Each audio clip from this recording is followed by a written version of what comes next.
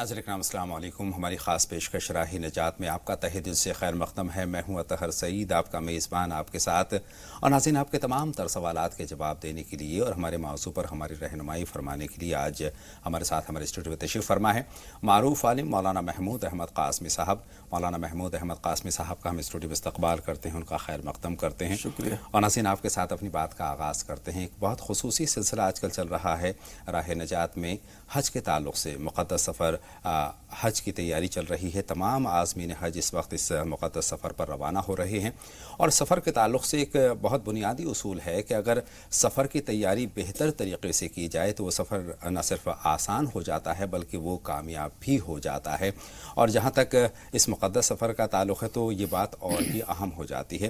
اسی کے مد نظر یہ بہت خصوصی سلسلہ ہمارا چل رہا ہے، تربیتی سلسلہ۔ اس میں پچھلے شمارے میں بہت اہم معلومات ہم نے مولانا محمود صاحب سے حاصل کی ہیں، اور وہیں سے جہاں سے ہم نے اپنی بات ختم کی تھی وہاں سے ہم اس کا آغاز لیتے ہیں۔ چونکہ پچھلے ہفتے ہم حج کی قسموں پر بات کر رہے تھے، اس بات کو پہلے مولانا صاحب آپ کے ساتھ مکمل کر لیتے ہیں اور اس کے بعد مزید گفتگو آپ کے ساتھ چلے گی۔ السلام علیکم ورحمۃ اللہ وبرکاتہ۔ حامدا ومصلیا اما بعد، فاعوذ باللہ من الشیطان الرجیم، بسم اللہ الرحمن الرحیم۔ الحج اشہر معلومات، فمن فرض فیہن الحج فلا رفث ولا فسوق ولا جدال فی الحج۔ اس سلسلے میں کچھ باتیں آپ حضرات کے سامنے، ناظرین کے سامنے ہو چکی تھی، جی لیکن یاد دہانی کے لیے تھوڑا سا اس کو ریوائز کر دیا جائے، مشق بھی ہو جائے گی، مشق بھی ہو جائے گی اور یاد دہانی بھی ہو جائے گی۔ جی عموماً جو حضرات ہمارے اس ملک عزیز سے، جی ہندوستان سے سفر حج پہ جاتے ہیں، جی وہ سب سے پہلا عمل یہ کریں کہ گھر میں جو بدن کے غیر ضروری بال وغیرہ ہیں، حجامت وغیرہ کر لیں، ناخن وغیرہ کاٹ لیں اور غسل کر لیں۔ غسل کرنے کے بعد اپنے بدن پر خوشبو مل لیں جی اور اپنے کپڑے پہن کر ایئرپورٹ کی طرف رواں دواں ہو جائیں، جی اور ایئرپورٹ پہ امیگریشن وغیرہ کرانے کے بعد پھر وہیں پہ احرام باندھ لیں، ایئرپورٹ سے ہی۔ اگر فرض نماز کا وقت ہے تو فرض نماز کے فوراً بعد باندھ لیں، جی ورنہ یہ احرام باندھنے کے بعد میں 2 رکعت نفل پڑھ لیں، اور نفل پڑھنے کے بعد پھر وہاں پر تلبیہ پڑھ لیں۔ ان نفل نماز کی نیت کیا ہوگی؟ نفل کی ہی نیت ہوتی ہے، نفل کی ہی نیت ہوگی، جی۔ عمرے کے تعلق سے نفل کی نیت ہوتی ہے، اور نفل پڑھنے کے بعد پھر وہاں تلبیہ پڑھنا شروع کر دیں، لبیک اللہم لبیک لا شریک لک لبیک ان الحمد والنعمت لک والملک لا شریک لک۔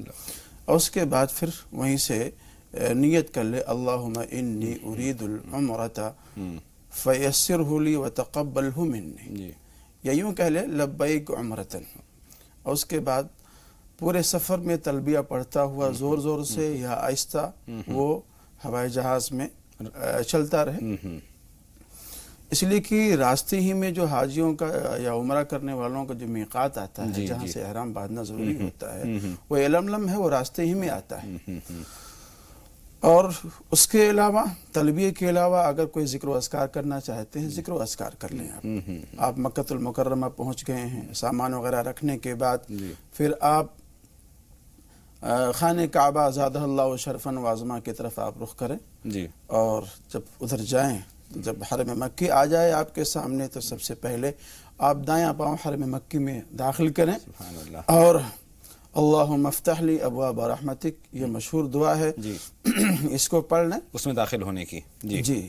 اور اس کے ساتھ ساتھ اعتکاف کی نیت کر لیں، وہیں سے اعتکاف کی نیت ہونی ہے، وہیں سے اعتکاف کی نیت کر لیں، نویت بسنت الاعتکاف، نگاہیں نیچی کر کے تلبیہ پڑھتے ہوئے آگے جائیں، اور جیسے ہی خانہ کعبہ پر آپ کی نگاہ پڑے اور بیتابانہ ہو کر کے بارگاہ الہی میں آپ اپنے ہاتھ کو اٹھائیں، اور اللہ رب العزت سے جو بھی مانگنا ہو آپ مانگیں، اللہ رب العزت آپ کی مرادیں پوری فرمائے گا انشاءاللہ تعالی۔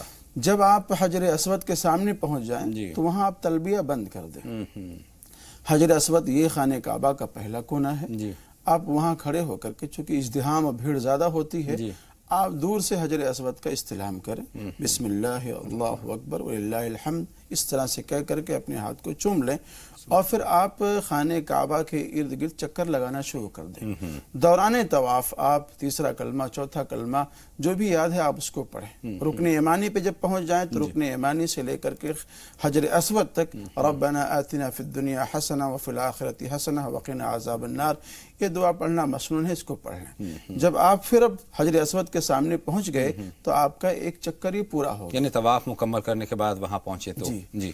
اور یہ بھی یاد رہے عازمین حج کو اور عمرہ کو کہ چونکہ اس کے بعد میں سعی کرنا ہوتا ہے صفا مروہ کے درمیان میں، تو اس میں پہلے 3 چکروں میں رمل ہوتا ہے. جی. رمل کا مطلب یہ ہے کہ کندھے تھوڑا سا اچکا کر کے اور اچھل کر کے چلنا ہوتا ہے. اور اس میں اشتباع بھی ہوتا ہے. اشتباع کا مطلب یہ ہے کہ داہنا موڑھا آپ احرام کی حالت میں باہر نکال لیں گے، اس کو کھلا رکھیں گے. اور ایسے ہی طواف کرنے سے پہلے جب آپ وہاں حجر اسود کے سامنے کھڑے ہوں گے تو وہاں پر آپ نیت بھی کر لیں گے طواف کی کہ اللہ میں تیرے گھر کے طواف کا ارادہ رکھتا ہوں، اس کو میرے لیے آسان فرما دے، اس کو قبول کر لے، اور یہ جو 7 چکر میں لگا رہا ہوں محض تیری رضامندی و خوشنودی کے لیے لگا رہا ہوں. یہ 7 چکر لگانا ضروری ہے؟ جی 7 چکر لگانا ضروری ہے. اچھا، ایک آپ نے تب جا کر کے طواف مکمل ہوگا. ایک لفظ آپ نے استعمال کیا رمل، اس کے بارے میں بتائیں مولانا صاحب. رمل کے بارے میں نے ابھی غالباً اس میں اشارہ کیا کہ احرام کے تعلق سے ہے کہ ایک بازو اس کو واضح طور پر کھلا. جی. یہ تو اشتباع ہے. اشتباع کا مطلب یہ ہوتا ہے کہ داہنا شولڈر کندھا آپ اس کو کھلا رکھیے، اس انداز میں آپ احرام کو باندھیں. بایاں بند رہے، دایاں کھلا رہے، داہنا کھلا رہے گا. دونوں چیزیں ضروری ہیں، یعنی ایک کندھا بند رہنا اور ایک کندھا کھلا رہنا، یعنی داہنا کندھا کھلا رہنا ضروری ہے. داہنا کندھا کھلا رہنا ضروری ہے رمل کے اندر. اشتباع کے اندر اشتباع ہوگا جب آپ سعی کریں گے طواف کے بعد. سعی کے معنی بھی بتا دیں. سعی کے معنی ہوتے ہیں صفا مروہ کے درمیان میں دوڑنا. رمل کے بارے میں آپ نے بھی تذکرہ کیا تھا. تو رمل کہا جاتا ہے اچھل کر کے اور کندھوں کو اچکا کر کے، جس طرح سے پہلوان چلتا ہے اس طرح سے چلا جاتا ہے. لیکن چونکہ ازدحام اور بھیڑ زیادہ ہوتی ہے تو اگر آپ نہیں کر سکتے ہیں بھیڑ کی وجہ سے تو اس میں کوئی حرج نہیں. اچھا، اس کی وجہ کیا ہے مولانا صاحب؟ کندھا اچکا کر کے اور تیز چلنا ہے. ہاں، اس کی بھی ایک وجہ ہے، چونکہ حج کے جتنے بھی ارکان ہیں یہ تمام کے تمام ارکان یہ اللہ کے محبوبوں کی کچھ ادائیں ہیں جس کو اللہ رب العزت نے قیامت تک کے لیے باقی رکھا ہے. یہ صحابہ کرام جب مدینہ زادہ اللہ شرفاً و عظمت تشریف لے گئے تھے ہجرت کر کے، تو وہاں کچھ آب و ہوا کی تبدیلی کی وجہ سے ان کو بخار وغیرہ ہو گیا تھا، کمزور ہو گئے تھے وہ لوگ. تو جب وہ عمرے کے لیے تشریف لائے تو نحیف اور ناتواں کمزور، تو مکے والوں نے مذاق اڑایا تھا صحابہ کرام کا کہ بڑے ہجرت کرنے والے تھے، مکے کو چھوڑ کے گئے تھے، یہ دیکھو بیمار ہو کر کے آئے ہیں اور پسلیاں سب کی نظر آ رہی ہیں. تو یہ بات اللہ تعالیٰ کو بڑی بری لگی. پھر اللہ تعالیٰ نے اللہ کے رسول کے ذریعے یہ حکم دیا صحابہ کرام کو کہ اپنے صحابہ کرام کو آپ یہ بتلائیں کہ وہ اس طرح سے رمل کریں تاکہ ان لوگوں کو معلوم ہو جائے کہ اگر ہمارے بدن کے اندر کمزوری ہے یا دیکھنے میں ہم نحیف و ناتواں ہیں لیکن اندر کے اعتبار سے ہم بہت مضبوط ہیں، ہم کو ہلکے میں لینے کی کوشش نہ کریں. سبحان اللہ. تو اس طرح سے ایک طواف مکمل ہوگا، 7 چکر مکمل ہو جائے گا. مکمل ہونے کے بعد سامنے خانہ کعبہ کے مقام ابراہیم ہے. مقام ابراہیم کے سامنے یا اس کے دائیں بائیں جہاں بھی میسر ہو جائے 2 رکعت نماز واجب الطواف پڑھنا یہ ضروری ہوتا ہے. اس کے بعد آپ جائیں وہاں زمزم کا پانی پئیں اور زمزم کا پانی پینے کے بعد دعا پڑھیں اللہم انی اسألک علما نافعا ورزقا واسعا وشفاء من کل داء. اچھا، اس پانی کے پینے کے آداب بھی مولانا صاحب فرما دیں کہ اس پانی کے پینے کے آداب کھڑے ہو کر کے ہیں، اور بقیہ اور پانی پینے کے جو آداب بیٹھ کر کے ہیں، لیکن اس پانی کے پینے کے آداب یہ اس کو کھڑا ہو کر کے پیا جائے، یہ اللہ کے رسول کی سنت ہے. 1 سانس میں یا 3 سانسوں میں؟ جو بھی مناسب ہو آپ کو 3 سانس میں پی لیں اس کو. پینے کے بعد میں پھر آپ جائیں ملتزم کی طرف جائیں، جو خانہ کعبہ کا جو دروازہ ہے سبحان اللہ، اس کو پکڑ کر کے آپ روئیں، گڑائیں، اللہ سے استغفار کریں. اور پھر اس کے بعد وہاں سے آنے کے بعد پھر جائیں حجر اسود کی طرف، وہاں پھر استلام کریں دوری سے اور اپنے ہاتھوں کو چوم کر کے باب الصفا کی طرف نکل جائیں، اور باب الصفا سے جا کر کے آپ صفا پہ پہنچیں. باب الصفا اور صفا ان کی وضاحت کے ساتھ. باب الصفا یہ صفا مروہ کا جو ایک گیٹ ہے، دروازہ ہے، وہاں سے آپ کی انٹری ہوگی صفا مروہ کی طرف. تو صفا ایک پہاڑ ہے جو خانہ کعبہ کے بالکل محاذات میں ہے، وہاں جب آپ کھڑے ہوں گے قبلہ رخ تو خانہ کعبہ آپ کے سامنے ہوگا. سبحان اللہ. وہاں کھڑے ہو کر کے آپ نیت کر لیں کہ اے اللہ میں صفا مروہ کے درمیان میں 7 چکر لگا رہا ہوں تیرے محض رضامندی کے لیے، اور پھر اس کے بیچ میں چلنا شروع کریں نیت کرنے کے بعد میں. آپ دیکھیں گے کہ بیچ میں ایک گرین پٹی بنی ہوئی ہے جس کو میلین اخضرین کہتے ہیں. یہ وہ جگہ ہے جہاں مرد حضرات کو دوڑنے کے لیے کہا گیا ہے، اور دوڑنے کی وجہ یہ ہے کہ بی بی حاجرہ علیہ السلام بے تابانہ ہو کر کے وہاں دوڑی تھیں اپنے بیٹے کے دیدار کے لیے اور اس کے پانی کے لیے. اللہ رب العزت کو ان کی ادا اتنی پسند آئی ہے کہ آنے والے حاجی اور عمرہ کرنے والوں کے لیے اس عمل کو باقی رکھا ہے. جی. تو آپ صفا سے مروہ کی طرف گئے، ایک چکر پورا ہو گیا. پھر مروہ سے آپ صفا کی طرف آئے ہیں، ایک چکر پورا ہو گیا. تو صفا سے شروع کریں گے اور مروہ پہ جا کر کے مکمل ہوگا. جی. پھر اس کے بعد میں اگر موقع ہو تو آپ حرم مکی میں جا کر کے 2 رکعت نفل پڑھ لیں شکرانے کی. اس کے بعد میں حجامت بنوا لیں، حلق کرا لیں. حلق کرانے کے بعد اپنے کپڑوں میں آئیں. جب تک آپ مکے میں رہیں خانہ کعبہ کی زیارت اور طواف وغیرہ کرتے رہیں. یعنی یہ عمرہ کمپلیٹ ہو گیا، یہ عمرہ آپ کا کمپلیٹ ہو گیا. اور یہاں پر احرام سے ہمیں آزادی مل گئی، آپ حلال ہو گئے. اب جو پابندیاں تھیں وہ ختم ہو گئی ہیں. اب اس کے بعد میں 8 تاریخ کو 8 ذی الحجہ کو آپ یہاں سے احرام باندھیں گے حج کا. جی جی. یہاں سے حج کا احرام باندھیں گے. اور یہ جو حج ہے جس کی میں ابھی قسم بیان کر رہا ہوں، یہ حج تمتع کی قسم بیان کر رہا ہوں. 8 ذی الحجہ کو جب آپ احرام باندھیں گے تو اس کا بھی مناسب طریقہ جو بیان کیا گیا ہے وہ یہ ہے کہ صبح سویرے آپ غسل کر لیں، اور اس سے پہلے غیر ضروری بال وغیرہ جو بدن کے ہیں اس کو صاف کر لیں، ناخن وغیرہ تراش لیں، اور نہا لیں. اور نہانے کے بعد بدن پہ خوشبو لگائیں، کپڑے پہ نہیں، بدن پہ خوشبو لگائیں. بدن پہ خوشبو لگانے کے بعد پھر آپ احرام باندھیں. احرام باندھنے کے بعد میں مناسب یہ ہے کہ آپ جا کر کے حرم مکی میں فجر کی نماز پڑھیں. اور فجر کی نماز پڑھنے کے بعد اگر طواف زیارت، آگے اس کا تذکرہ آئے گا، طواف زیارت کے بعد اگر آپ سعی نہیں کرنا چاہتے ہیں تو یہ موقع ہے آپ طواف کے بعد میں سعی بھی کر لیں. فجر کی نماز آپ نے پڑھی، فجر کی نماز کے بعد میں آپ نے طواف کر لیا، اس کو طواف قدوم بھی کہا جاتا ہے. تو اس طواف کے بعد میں اگر آپ سعی کرنا چاہیں تو سعی کر لیں، اور سعی کر کے پھر اس کے بعد میں مینا کی طرف جائیں. لیکن آج کل ہوتا یہ ہے سہولت کے لیے، اور بھیڑ زیادہ ہوتی ہے تو کیا کرتے ہیں معلمین حضرات، بلڈنگوں میں جا کر کے حاجیوں کو 7 تاریخ کی شب میں 7 تاریخ کی شب میں تیار کر لیتے ہیں کہ بھائی مینا کی طرف نکلنا ہے، جلدی کرو جلدی کرو، احرام باندھو احرام باندھو. تو ان کو رات ہی میں وہاں سے نکال دیتے ہیں مینا کی طرف. سنت یہ ہے کہ 8 تاریخ کو مینا کی طرف مکے سے نکلے. کوشش یہ ہو کہ 8 تاریخ کو ہی وہاں نکلا جائے. لیکن لوگ سہولت کے لیے پہلے نکل جاتے ہیں، 7 تاریخ کو ہی نکل جاتے ہیں. اب 8 تاریخ کو جب آپ مکے سے مینا کی طرف نکل رہے ہیں تو اس درمیان میں تلبیہ خوب پڑھیں آپ. اس دوران خوب بآواز بلند لبیک اللہم لبیک لبیک لا شریک لک لبیک الی آخرہ، اس کو بلند آواز سے خوب پڑھتے رہیں آپ. اور پڑھتے ہوئے بہتر یہ ہے کہ آپ پیدل چل کر کے جائیں. بہتر یہ ہے اگر آدمی تندرست ہے، توانا ہے، طاقت اور قوت ہے اس کے پاس میں، تو مناسب یہ ہے کہ وہ پیدل چل کر کے جائے. اور اگر کوئی پریشانی ہے، اگر کوئی پریشانی عذر ہے تو بس وغیرہ کی سواریاں، اب تو میٹرو بھی شروع ہو گئی ہے تو میٹرو کے سواری آپ لے سکتے ہیں. لیکن مناسب اور بہتر یہ ہے کہ اس سفر کے اندر جتنا پیدل چلا جائے اتنا ہی زیادہ بہتر ہے. حرم کی نیکیوں میں ہر قدم پر 1 لاکھ نیکیوں کا ثواب ملتا رہے گا اس کو. تو کتنی زیادہ نیکیاں اس کے نامہ اعمال میں جڑ جائیں گے. اب آپ مینا پہنچ گئے. مینا پہنچنے کے بعد وہاں ایک مسجد جس کو کہا جاتا ہے مسجد خیف. مسجد خیف کے دائیں بائیں اگر جگہ میسر ہو تو وہاں قیام کر لیں. لیکن چونکہ وہ خیمے بنے ہوئے ہیں وہاں پر، اور خیمے الاٹ ہوتے ہیں، اس کا ایک نمبر ہوتا ہے، اسی اعتبار سے مجبوریاں ہوتی ہیں، جس کو جہاں بھی جگہ ملتی ہے وہیں جا کے وہ شفٹ ہوتا ہے اور رہتا ہے. تو جہاں اس ترتیب کے اعتبار سے آپ کو موقع مل جائے وہاں آپ جا کے قیام کریں. ظہر، عصر، مغرب، عشاء اور فجر، یہ 5 وقت کی نمازیں آپ کو مینا میں پڑھنی ہیں. یہ 5 وقت کی نمازیں آپ کو مینا میں پڑھنی ہیں. اس دوران میں آپ تلبیہ بھی پڑھتے رہیں، دعا استغفار کرتے رہیں، اور دعا استغفار کرنے کے ساتھ ساتھ آپ اس بات کا بھی خیال رکھیں کہ آپ کہاں پر ہیں. جی. یہ وہ جگہیں ہیں جہاں اللہ کے رسول نے دعوتی کام کیے ہیں. سبحان اللہ سبحان اللہ. اللہ کے وحدانیت، اپنی رسالت اور نبوت کی باتیں کی ہیں.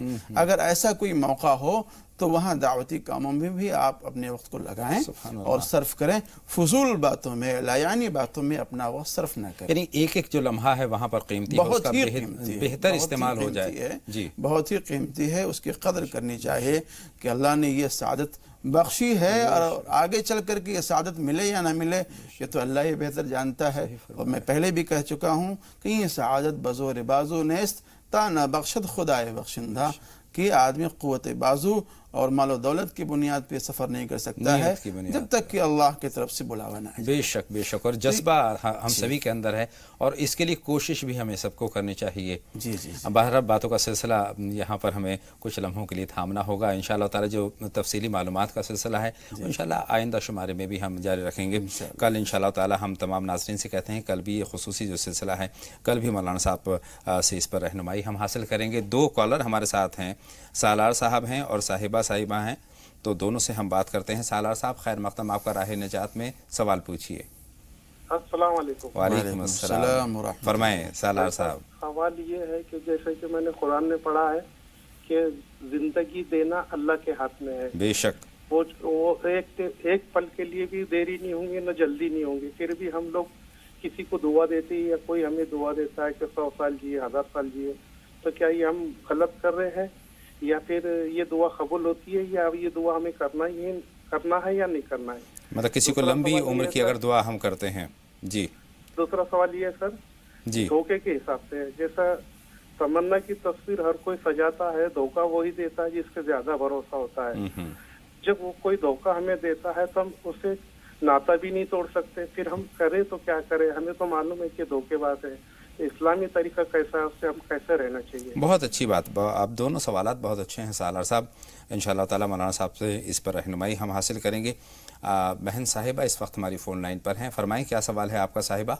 جی السلام علیکم رحمۃ اللہ وبرکاتہ. وعلیکم السلام بہن، خیر مقدم آپ کا جی میرا سوال یہ ہے کہ میرے گھر میں ایک بہت پرانی قرآن شریف رکھی ہے، میرے ابو کی ہے. جب وہ چھوٹے تھے تب پڑھتے تھے، تو اب سے جب مطلب کھولا جاتا ہے پڑھنے کے لیے تو وہ پھٹنے لگتی ہے، بہت پرانی ہو چکی ہے. تو اس سے مطلب کیا کرنا چاہیے؟ وہ بننے کے بھی قابل نہیں ہے. اور دوسرا سوال یہ ہے کہ جس سے ہم نماز کے لیے وضو کر کے آئے ہیں اور ٹی وی چل رہی ہے، ٹی وی پہ نظر اگر پڑ جائے تو کیا وضو ٹوٹ جائے گا؟ بہت شکریہ. آپ کے دونوں سوال ہمارے پاس پہنچ گئے ہیں. جواب کے لیے کچھ لمحوں کا انتظار کرنا ہوگا. ایک چھوٹا سا بریک یہاں پر لینا ہے ناظرین، جلد حاضر ہوتے ہیں.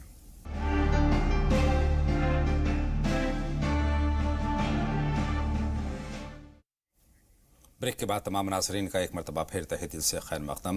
ناظرین باتوں کا سلسلہ شروع کرتے ہیں. سالار صاحب کے دونوں سوالات بہت اچھے ہیں. پہلا سوال ان کا یہ ہے کہ زندگی اللہ کی دی ہوئی ہے، اللہ کی عطا ہے، اللہ کے ہی ہاتھ میں ہے، لیکن پھر جب ہم لمبی عمر کی دعا کرتے ہیں تو یہ ان کا ایک سوال ہے کہ یہ دعا ہمیں دینا چاہیے نہیں دینا چاہیے، پھر اس کا اثر کتنا ہوتا ہے؟ سوال بہت بہتر ہے ماشاءاللہ. جی جی جی. اور ان کے جتنے بھی سوال ہوتے ہیں ماشاءاللہ وہ چھانٹ کے ہی لے کے آتے ہیں. اللہ ان کو اچھا رکھے. ماشاءاللہ یہ جذبہ بھی ہے. سوال و نصف العلم. جی. سوال آدھا علم ہے. بے شک. سوال کا پیدا ہونا ذہن میں آنا یہ بھی ایک اچھی بات ہے. تو محترم کا جو سوال ہے بہت اچھا ہے. رہی بات کسی کو دعا دینا لمبی عمر کی، اس میں کوئی مذائقہ نہیں ہے، اس لیے کہ دعا دینے والے کو یہ نہیں پتا ہے کہ آپ کی عمر 100 سال کی ہے 50 سال کی ہے. وہ تو اللہ کے علم میں ہے، اللہ کے علم میں ہے، اور کائنات کے جو مقدرات ہیں اس کے علم کے اندر ہے، آپ کے علم کے اندر نہیں. بے شک بے شک. اس لیے اس طرح کے دعا دینا کہ اللہ آپ کو لمبی عمر عطا فرمائے، اس میں کوئی حرج نہیں ہے. اور دعاؤں سے تو فیصلے بدل جایا کرتے ہیں، یہ بھی ہم مانتے ہیں. جی جی بہتر. بہت شکریہ. ان کے دوسرے سوال کی طرف آئیں گے، لیکن اس سے پہلے 2 کالر ہماری فون لائن پر موجود ہیں. محمد ٹیپو صاحب ہیں اور ساجدہ صاحبہ ہیں. محمد ٹیپو صاحب آپ کا خیر مقدم، سوال پوچھیے. وعلیکم السلام. بآواز بلند اپنا سوال ہم تک پہنچائیے ٹیپو صاحب. انسان سے کسی قسم کھاتا ہے، کچھ بھی قسم کھاتا ہے، میری جان قسم، یہ قسم کھانے والے کچھ ہوتا ہے یا کسی اور پہ؟ ٹیپو صاحب آپ کی آواز جو ہے واضح طور پر ہم تک نہیں پہنچ رہی ہے. جی سوال ہم تک پہنچا نہیں ہے. ساجدہ صاحبہ سے ہم بات کرتے ہیں. ساجدہ صاحبہ آپ فرمائیں کیا سوال ہے آپ کا؟ جی پوچھنا ہے، ہمارا مکان ہمیں 2 منزلیں کرائے پہ. ہیلو. جی جی ہم آپ کو سن رہے ہیں. 2 मंजिला मकान है जी, 2 मंजिला मकान है और उसको वो है ना, हम मैं किराए पे चलता है मेरा मकान, तो मतलब मैं किराए पे चलाती हूँ जी। तो मैं किस किराए से हमारा हज हो जाएगा? बहुत शुक्रिया, आपका सवाल भी हम तक पहुंच गया है और मोहम्मद टीपू साहब के सवाल की तरफ भी हम आएंगे, हम तक मालूमात पहुंचेगी। तो साजिदा साहिबा का सवाल आप तक पहुंचा है। जी जी जी। देखिए, जो किराए के जो पैसे हैं, चाहे मकान का किराया हो, दुकान का किराया हो, जी, बात हलाल माल की है। बात हलाल माल की है। हलाल माल होना शर्त है। बेशक उससे आप हज कर सकते हैं, इसमें कोई हर्ज नहीं। बहुत शुक्रिया। मोहम्मद टीपू साहबा का सवाल ये है, झूठी कस्मों के ताल्लुक से वो पूछ रहे हैं, उसके असरात क्या मुरतब होते हैं? देखिए, कसम झूठी खाना और बिला वजह कसम खाना ये बहुत ही गलत बात है। लोग बात बात पे कस्में खाते हैं, उससे यह है कि कसम खाने वाले से आदमी का एतबार ख़त्म हो जाता है। और कसम खाएं भी कभी अगर ज़रूरत पड़े तो अल्लाह के नाम के कसम खाएं, अल्लाह के अलावा की कस्में ना खाएं। कस्में खाने से गुरेज करना चाहिए और ज़रूरत पड़ जाए तो अल्लाह की सिर्फ कसम। अल्लाह की कसम खाएं, गैरुल्लाह की कसम ना खाएं। गैरुल्लाह की कसम खाना ये जायज़ नहीं है। बिल्कुल सही है, मेरी कसम, तुम्हारी कसम, जी, फलां सर की चीज़ की कसम, कसम, तुम्हारी माँ जी। की कसम, तुम्हारे बाप की कसम, ये मुनासिब नहीं है, बिल्कुल गलत। गुलशन साहिबा हमारी फ़ोन लाइन पर आ चुकी हैं। फरमाएं बहन गुलशन, क्या सवाल है आपका? अस्सलाम वालेकुम। वालेकुम अस्सलाम बहन, फरमाएं। जी, हमारे 2 सवाल है, मौलाना साहब हमारा फोन नहीं काट। जी जी जी, फरमाएं। एक सवाल तो ये है कि हमारे घर में बहुत मुसीबत है और कारोबार में भी रुकावट आ रही है। नमाज भी पढ़ती हूँ, मौलाना साहब बताते वो सब करती हूँ, नमाज तौबा, नमाज फना, और तिस्बी बताते वो भी पढ़ती हूँ, आइसक्रीम में भी तिस्बी पढ़ती हूँ, फिर भी हमारी मुसीबत कम नहीं हो रही है। इतनी तो बीमारी है घर में, मैं भी बीमार चलती, मेरा आदमी बीमार चलता है। बिल्कुल, आपके सवाल का मफहूम हम तक पहुंच गया बहन, और मौलाना साहब से बिल्कुल हम उस पर रहनुमाई लेंगे और आप तक पहुंचाएंगे। मुनीरा साहिबा का सवाल भी हम जल्दी से शामिल कर लें। बताएं बहन मुनीरा, क्या सवाल है आपका? मुनीरा साहिबा खैर मक़दम, आपका राह नजात में सवाल पूछिए। हेलो, ग़ालिबन मुनीरा साहिबा से हमारा राब्ता मुनक़ता हो गया है। गुलशन साहिबा का सवाल आपके पास है, मौलाना साहब घर में खैर और बरकत नहीं है, परेशानी है, मुसीबतें पीछा नहीं छोड़ रही हैं, क्या तरीक़ा है नजात का? देखिए, नमाज की पाबंदी रखें, मायूस ना हो अल्लाह की ज़ात से, और तौबा इस्तिग़फ़ार अल्लाह के हुजूर में करती रहें। साथ साथ एक वजीफ़ा कर लें, अल्लाहु समद, अल्लाहु समद, अल्लाहु समद, रोज़ाना इसको 1000 मरतबा पढ़ लें, इंशाअल्लाह इसका फ़ायदा हो। किस वक्त में पढ़ें अल्लाहु समद? कोई भी वक्त तय कर लें, कोई एक वक्त तय कर लें, कोई भी वक्त तय कर लें। और रोज़ी के कुशादगी के लिए इस्तिग़फ़ार की बहुत ज़रूरत है, कसरत से इस्तिग़फ़ार। रोज़ाना 100 मरतबा इस्तिग़फ़ार भी करें तो बहुत बेहतर होगा। कई मरतबा आजमाइशें भी हुआ करती हैं, उन आजमाइशों पर हमें खरा उतरना चाहिए, अल्लाह की ज़ात से मायूस नहीं होना चाहिए और अल्लाह से मुस्तकिल दुआ का सिलसिला जो है जारी रखना चाहिए। रेहाना साहिबा हमारी फ़ोन लाइन पर हैं। बताएं बहन रेहाना, क्या सवाल है आपका? अस्सलाम वालेकुम। वालेकुम अस्सलाम। बताएं रेहाना साहिबा। मेरा सवाल ये है कि जैसे बोलते कि अल्लाह की मखलूक को मारना नहीं चाहिए, लेकिन हमारे किचन में जैसे कॉकरोच बहुत हो जाते तो हम उसे हीट वगैरह मारना नहीं चाहिए। मच्छर होते तो हम अगरबत्ती वगैरह लगाते, तो यानी क्या ये गुनाह है? बिल्कुल। और दूसरा ये है कि मैंने एक ख्वाब देखी थी, हमारे एक रिश्तेदार है, वो हमारे यहाँ ज्यादा आना जाना नहीं करते, रिश्तेदारी नहीं रखते। मैंने ख्वाब में देखी कि वो हमारे घर पानी लेने आए, कून लेकर आए, मैंने बोर शुरू की और उन्हें पानी दी। तो ये ख्वाब की ताबीर जाननी। बहुत शुक्रिया बहन, दोनों सवाल आपके हमारे पास पहुँच गए हैं, लेकिन एक कॉलर और हमारे साथ जुड़ रहे हैं, शमीम निसा साहिबा हैं, उनसे भी उनका सवाल हम जान लेते हैं। खैर मक़दम आपका शमीम साहिबा। वालेकुम अस्सलाम। अपनी आवाज़ बुलंद अपनी बात हम तक पहुंचा दीजिए। वालेकुम अस्सलाम, फरमाइए। मैं ख्वाब के बारे में पूछना चाहती हूँ। जी। मैं हमारे अब्बा इंतकाल हो गए, उन्होंने हमारे ख्वाब में दिखे, उन्होंने ऐसा खबर में ऐसा है, बैठे है उनके नीचे पाम पे खून ऐसा जम रहा है। हमारे भाई खड़को है, उसके पाम में कने सी मट्टी है चीज को उन्होंने पीट के पीछे डाल लेते हैं, वैसे दिखे अब्बा, उसके मतलब क्या पूछेंगे? इस सवाल का ख्वाब का मफहूम आप तक पहुंच रहा है? मुकम्मल तौर पर नहीं पहुंच रहा है, और वजाहत के साथ मुख्तसर में बता दें तो बेहतर होगा शमीम निसा साहिबा। नहीं, हमारे अब्बा गुजर गए ना जी, वो उनके पीठ के पीछे खून की पैसा जमता है, وہ اس کا مطلب کیا پوچھیں گے بول کے وہ بہت تکلیف میں ہے, نہیں تو جی بتائیں, فرمائیں مولانا صاحب. دیکھیے جو خواب ہے مرحومین کی طرف سے جو خواب دکھائے جاتے ہیں جی وہ اس بات کی طرف اشارہ کرنے والے ہوتے ہیں کہ ورثہ ان کو فراموش کر دیتے ہیں, بھول جاتے ہیں, یہ صالح ثواب وغیرہ نہیں کرتے جی. تو محترمہ سے میری درخواست ہے کہ اپنے والد صاحب کے لیے یہ صالح ثواب کریں, قرآن شریف وغیرہ پڑھ کر کے اور صدقہ خیرات کر کے ان کے حق میں سارے.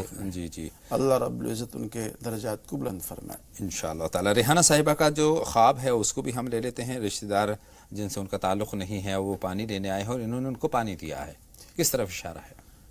دیکھیے رشتہ داری کو جوڑنا چاہیے, توڑنا نہیں چاہیے, سارے رشتے قائم کرنے چاہیے اور سارے ہی رشتے قائم کرنا چاہیے.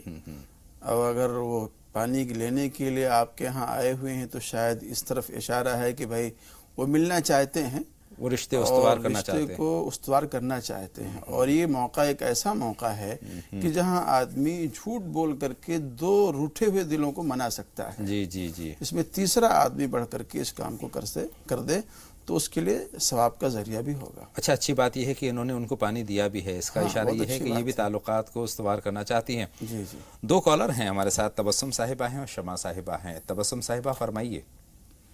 السلام علیکم بھائی جان. وعلیکم السلام بہن, بتائیں. وعلیکم السلام.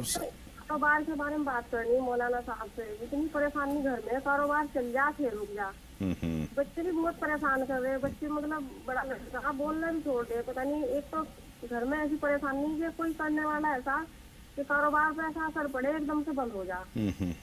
اللہ بہتر کرے گا بہن. تبسم آپ کا سوال ہم تک پہنچ گیا ہے. شمع صاحبہ سے بھی بات کر لیتے ہیں, اس وقت ہماری فون لائن پر ہیں. بتائیں شمع صاحبہ. السلام علیکم اطہر صاحب اور مولانا صاحب کو سلام. وعلیکم السلام بہن شمع, بتائیں کیا جاننا چاہتی ہیں, کیا سوال ہے؟ جی ہمارا سوال یہ ہے کہ ہمارے ایک تو خواب کے مسئلے میں ہے کہ ہماری بیٹی نے خواب دیکھا آج صبح کہ آسمان پہ صورتیں لکھی ہوئی آ رہی ہیں اور وہ پڑھ رہی ہیں. ٹھیک ہے, دوسرا سوال. اور دوسرا سوال یہ ہے کہ ہمارا بیٹا ہے وہ پڑھائی میں زیادہ دھیان نہیں دیتے ہیں, 18 سال کے ہیں, دلچسپی نہیں لیتے ہیں پڑھائی میں. ٹھیک ہے, آپ کے دونوں سوال ہم تک پہنچ گئے ہیں اور جواب کے لیے کچھ لمحوں کا انتظار کرنا ہوگا. ایک اور چھوٹا سا بریک یہاں پر لے رہے ہیں. ناظرین جلد حاضر ہوتے ہیں, آپ کہیں نہ جائیں, لگاتار دیکھتے رہیں راہ نجات.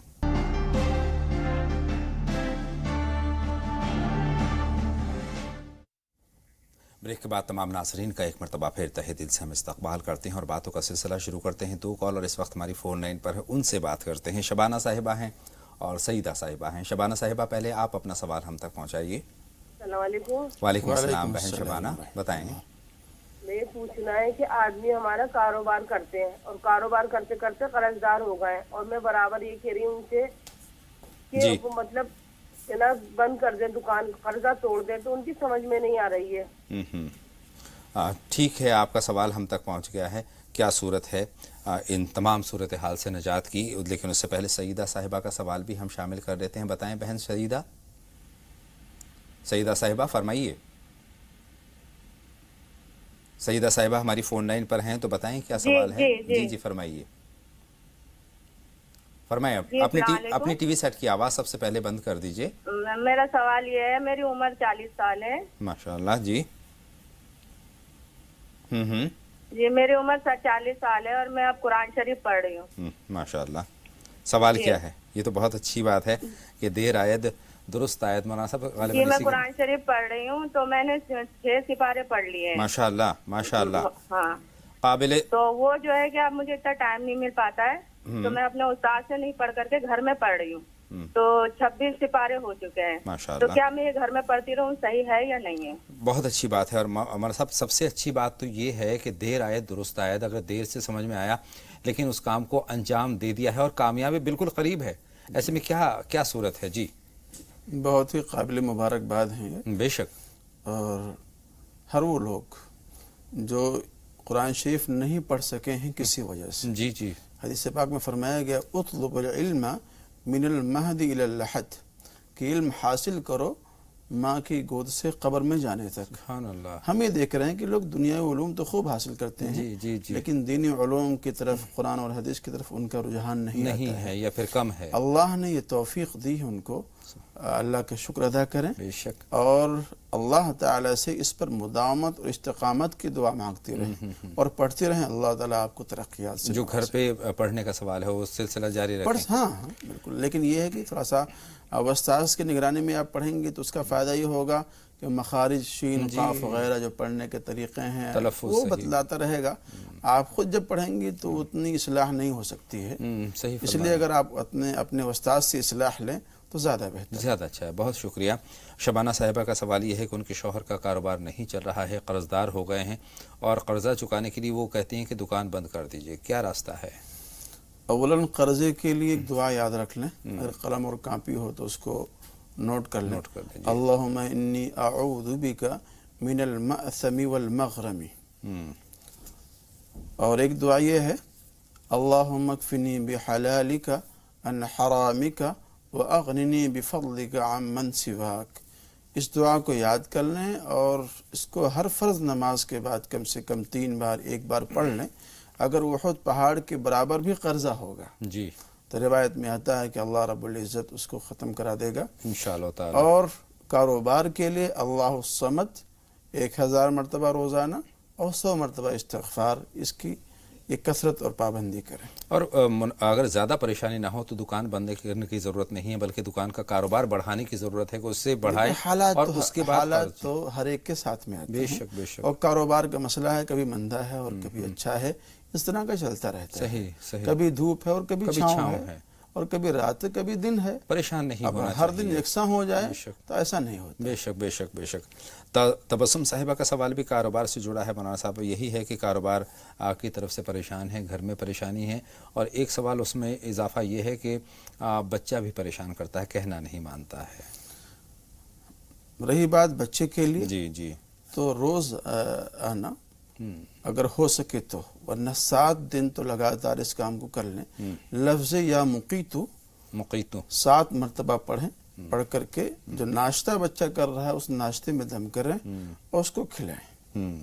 ये तो बच्चे की इस्लाह के लिए है जी। और रही बात कारोबार के लिए, तो कारोबार के लिए जो भी वजीफ़ा मैंने बतलाया है, इस्तिग़फ़ार रोज़ाना 100 मरतबा और अल्लाह समद 1000 मरतबा रोज़ाना इसको पढ़ा करें।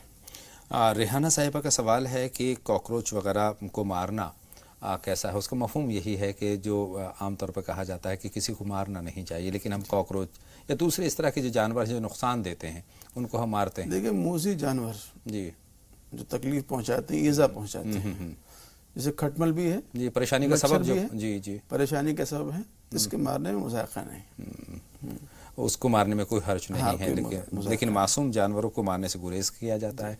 इस्लाम का साफ तौर पर इसमें तालीमात हैं। शमा साहिबा का जो ख्वाब है, ख्वाब में यह है कि आसमान पर उन्होंने सूरतें देखी हैं और उनको वो पढ़ रही हैं।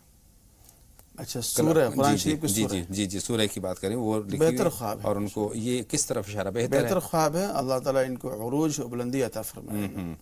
अच्छा, ये दूसरा सवाल बच्चे के ताल्लुक़ से है। बच्चे की पढ़ाई में दिलचस्पी नहीं है जी, कैसे दिलचस्पी पैदा की जाए? बच्चों को समझाएं और समझाने के साथ साथ उसके लिए एक वजीफ़ा ये भी कर लें, लफ्ज़ या मुक़ीतु पढ़ करके 7 रोज़ और 7 मरतबा उसके नाश्ते में दम करें और देखें कि उसके मामलात में कुछ बदलाव आ रहा है कि नहीं आ रहा है, और समझाते भी रहें, तरग़ीब भी देते रहें इल्म के बारे में, उलमा के बारे में और बासलाहियत लोगों के बारे में। बिल्कुल, इल्म की अहमियत भी उसके सामने रखें। 2 कॉलर हैं मौलाना साहब, नाज़रीन साहिबा हैं और अज़रा साहिबा हैं। बताएं नाज़रीन साहिबा, क्या सवाल है आपका? अस्सलाम वालेकुम। वालेकुम सलाम। मेरे 3 सवाल है। मैंने ख्वाब में देखा कि हम उम्रा के लिए गए, वहाँ पे देखा कि मस्जिद के बाहर सब औरतें नमाज पढ़ रही थी अड़ियों पे, तो मैं बोली कि मैं भी यहाँ पे बहुत बार आई हूँ, लेकिन मैंने नमाज नहीं पढ़ी।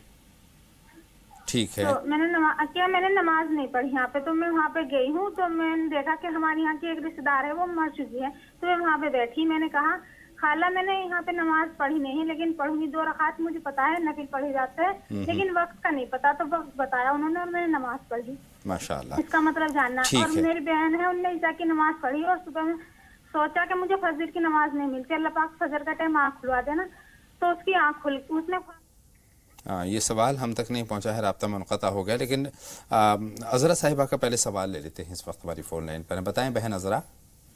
जी अस्सलाम वालेकुम। वालेकुम अस्सलाम व रहमतुल्लाह। जी मौलाना साहब, हमारी 5 बहनें, 3 बहनों की शादी हो चुकी है और 2 बहनें बाकी हैं। बहुत परेशानी हो रही है। बहनें सब नमाजी हैं, परहेजगार हैं, और उसके लिए कोई दुआ बता दीजिए। रिश्तों में परेशानी हो रही है अज़रा? जी जी। हमारे साहब किस तरह से रिश्ते कायम हों? जी देखिए, उसके लिए तो एक मखसूस अमल है जी।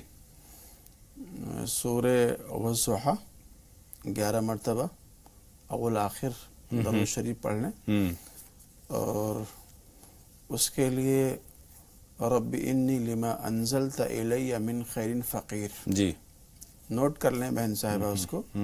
रब्बी इन्नी लिमा अंज़लता इलैया मिन खैरिन फ़क़ीर, इसको याद कर लें। इसको 500 मरतबा पढ़ें जी। सूरे वज़्ज़ुहा 11 मरतबा पढ़ें, अव्वल आखिर 11 मरतबा दरूद शरीफ पढ़ लें जी। वक्त और जगह की पाबंदी है इसमें। इस अमल को करके देखें, इंशाअल्लाह अज़ीज़ फ़ायदा होगा। नाज़रीन साहिबा का जो सवाल है ख्वाब के ताल्लुक़ से, गुमराह पर गए हैं और वहाँ पर अपने किसी मरहूम रिश्तेदार को उन्होंने देखा नमाज के ताल्लुक़ से, तो ये किस तरफ इशारा करता है? देखिए, ख्वाब तो माशाल्लाह बहुत उम्दा है जी जी जी, और मेरी दुआ भी है उनके लिए। इंशाअल्लाह अज़ीज़ उनको काबतुल्लाह की ज़ियारत की ज़रूर तौफ़ीक़ मिले इंशाअल्लाह ताला। बहुत कम वक्त है हमारे पास, लेकिन सवाल अभी हैं हमारे पास। सालार साहब का है कि धोखा देने वाले के साथ कैसा सलूक करना चाहिए? जी, हदीस पाक में फरमाया गया है, मन गश्श फलैसा मिन्ना, जो आदमी धोखा देता है वो हम में से नहीं है। धोखा देना बहुत ही बुरी बात है बेशक, लेकिन अब जिस तरह से वो सलूक कर रहा है हमें उसी तरह से उसके साथ में सलूक नहीं करना चाहिए, बल्कि उसके साथ में अच्छा बर्ताव करना चाहिए। ये हमारे प्यारे नबी की सुन्नत और उसका तरीक़ा। साहिबा के सवाल है हमारे पास, जो बोसीदा कलाम पाक है तो उसका किस तरीके से उसको रखा जाए?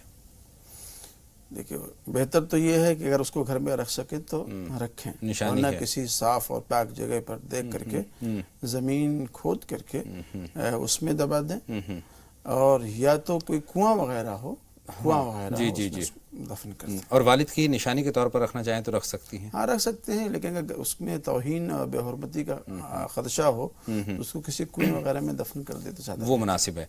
बहुत बहुत शुक्रिया मौलाना साहब। एक सवाल अभी बाकी है, लेकिन इंशाअल्लाह ताला इनका सवाल कल वो ज़रूर पहुँचेगा इन तक।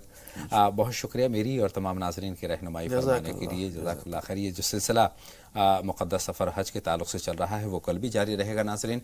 कल भी मौलाना साहब से हम बहुत अहम मालूमात हासिल करेंगे। लेकिन